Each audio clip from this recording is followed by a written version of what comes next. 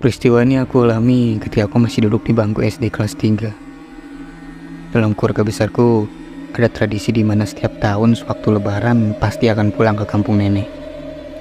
Ya, kampung nenekku berada di daerah perbatasan Nganjuk. Keadaan lingkungan di sana juga masih asri. Sepanjang tepi jalan banyak ditembui pepohonan mangga. Ya, lumayan lah. Lumayan untuk menghirup udara segar. Ciri khas rumah di desa nenek punya akses ruangan yang besar dan perkarangannya yang cukup luas. Ya, hal itu maklum. Karena anak-anak dari nenekku berjumlah 12 orang. Itu pun belum terhitung cucu dan menantunya. Di setiap lebaran, rumah nenekku selalu saja terasa sangat ramai dan sesak. Sehingga memang setiap malam kami yang muda-muda pasti akan memboyong kasur-kasur yang tersedia dan meletakkannya pada rapi dari depan ruang tamu sampai ruang televisi. Sedangkan para orang tua pasti akan tidur di dalam kamar. Dan aku ingat waktu itu aku kebagian kasur paling pojok dekat lemari yang usianya lebih tua dariku.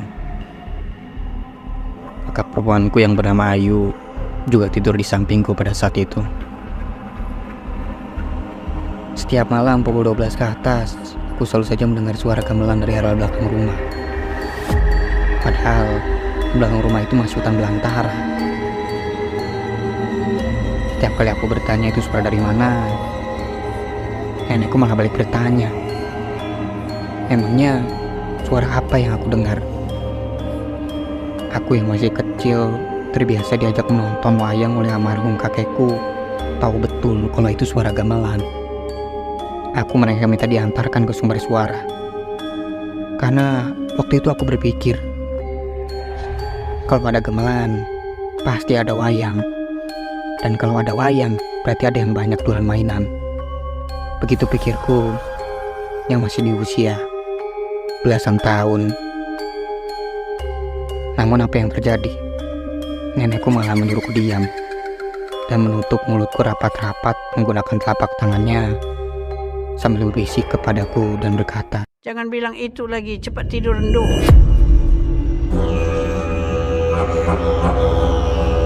Ketika semua telah tidur lelap, aku pun juga memutuskan untuk tidur juga pada malam itu. Pada saat itu, malam sudah menunjukkan pukul jam 8. Ketika aku ingin tidur, aku tidak berani untuk menoleh ke belakang. Karena aku merasa ngeri jika aku menoleh ke belakang, ada ruang kosong yang gelap di belakangku. Aku merasa waktu berjalan terasa lama. Namun, sialnya aku malah terbangun pada pukul 12. Ya, 12 malam. Semua sudah tertidur, hanya aku saja yang tiba-tiba terjaga. Suara detak jarum pun terdengar jelas di tengah kesunyian yang aku alami. Karena pagar berbaring menghadap satu sisi, aku tanpa sadar berbalik ke sisi satunya. Dan tiba-tiba di tengah kemaramangan lampu kuning dari kamar nenekku, yang tidak sepenuhnya memberikan penerangan ke semua sisi, aku melihat sebuah sendal berwarna kuning milik nenekku berjalan. Iya, berjalan sendiri ke sana kemari tanpa ada yang memakainya. Sebagai catatan, nenekku memang memiliki kebiasaan untuk melepas sendalnya di luar pintu kamar. Aku hanya terdiam membatu pada saat itu. Mataku coba kudipkan berulang kali untuk meyakinkan penglihatanku pada saat itu. Jujur saja aku ingin berteriak waktu itu. Namun seperti susah sekali mengeluarkan suara. Tubuhku terasa kaku. Tiba-tiba sepasang sendal itu menghadap ke arahku dan menatapku. Ya, jaraknya sekitar 5 meter saja pada saat itu. Jantungku seperti pindah ke perut. Aku yang masih kecil tuh ketakutan setengah mati.